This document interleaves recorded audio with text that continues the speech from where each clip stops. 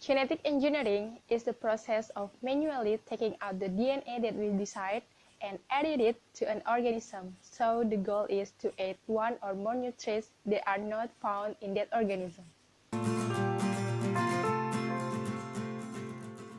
So guys, genetic modified organism is an organism that has been through a genetic engineering and has a new characteristic from that our desired DNA. So the GMO has a special characteristic that another GM does not have.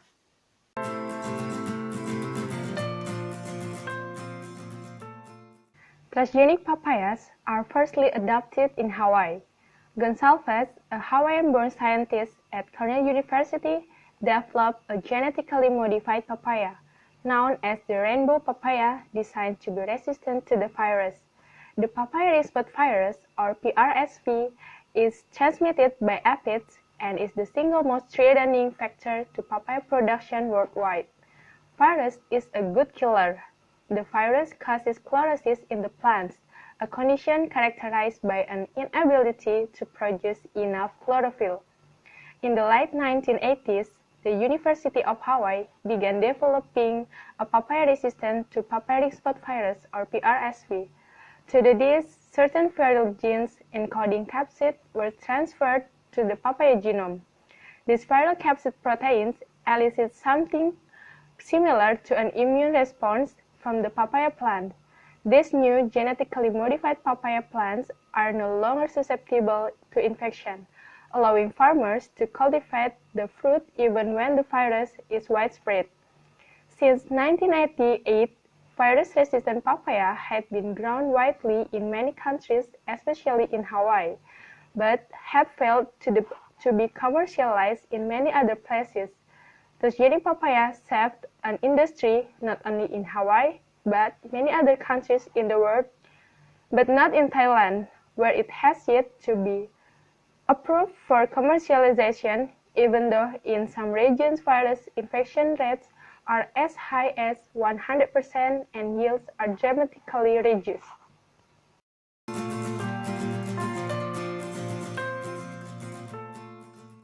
So you want to know how a GMO is made? You're not alone. It's one of the top questions about biotechnology. There are different ways plants can be genetically engineered. We'll use the story of the papaya in Hawaii to walk you through one of them. Step 1. Determine whether genetic engineering is the most effective way to solve a plant's problem, such as a disease or damage from pests. 2. Identify the gene or genetic material that could solve the problem, like providing resistance to the disease or pest, and study the genetic makeup of the plant that needs the trait.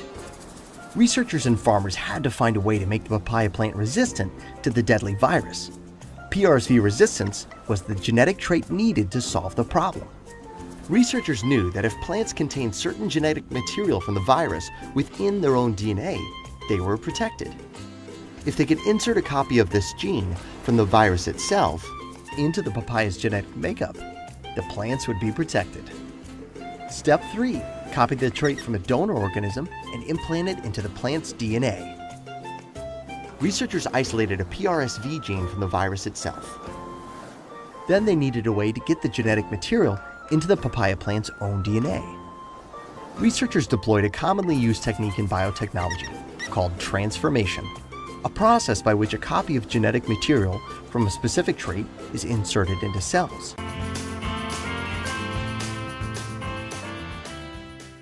Genetic engineering allowed the introduction of PRSV resistance without altering other traits of the papaya or changing the plants in other ways. The plants were exactly the same in nutrition and safety. As of 2010, 70% of Hawaii's papaya industry is GM papaya. GM papaya has been grown and consumed in the U.S. for more than a decade. Okay, I don't know. I don't think that it's becoming more popular, but not that popular. I think there's still a lot of people, the majority of people in this world are still against it, I think. Yeah. You probably have more supporters than the past when the first GMO came out. But, more people accept it, but still the majority of the people are still against it, I think. Definitely. I think it's a technology that is really valuable for mankind and really necessary for our future as well. And yes, I think so. Yes.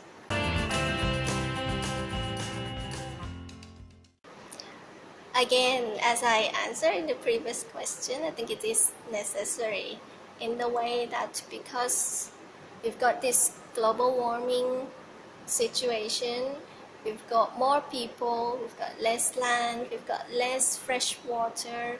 We need to find a technology that can produce more food for more people with less land, less water, less pesticides, and within this climate change.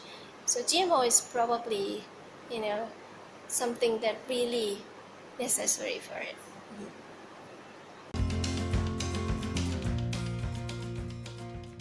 Okay, I wouldn't say I prefer which one over which one, but for me myself, it doesn't matter if it's a GMO or not. Let's say if I go to a market, I wouldn't ask if this papaya a GMO or a non-GMO. I can just take it because I don't think that there's a danger of it for eating the GMO product.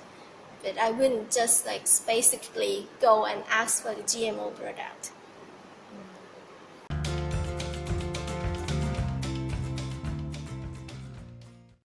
I do, but the technology it's like a coin with two sides, and it's in the hands of the people who create this technology and gonna use it. You need someone who has a lot of responsibility, and you need to be responsible for what you're doing. So if you're creating a GMO and if you're not sure if it's going to cause any danger or not after you release it, then you should not release it. You've got to be sure that it's safe before you can release it out. And again, you've got to balance between the benefits you're going to get and the risk that you're going to get as well. Some of the GMO is not necessary. For example, like the GM ornamental fish, the fluorescent fish, that is for pleasure. Why do it? It's not necessary, right? But some are really necessary, like these GM mosquitoes for the dengue fever and also Zika virus. That is necessary, in my opinion, if there's no other way to get rid of this virus. Yeah.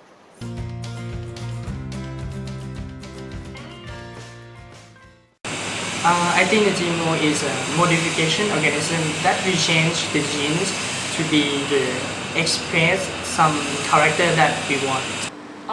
GMO or genetically modified organism is an organism which was inserted by foreign gene from another organism.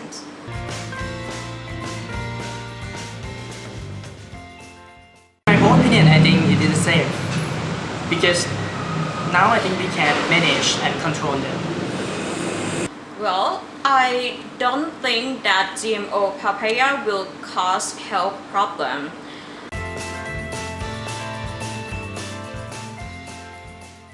I think it is okay for eating because when we eat it, we can digest everything, even DNA. Thank you. Thank you. Yes.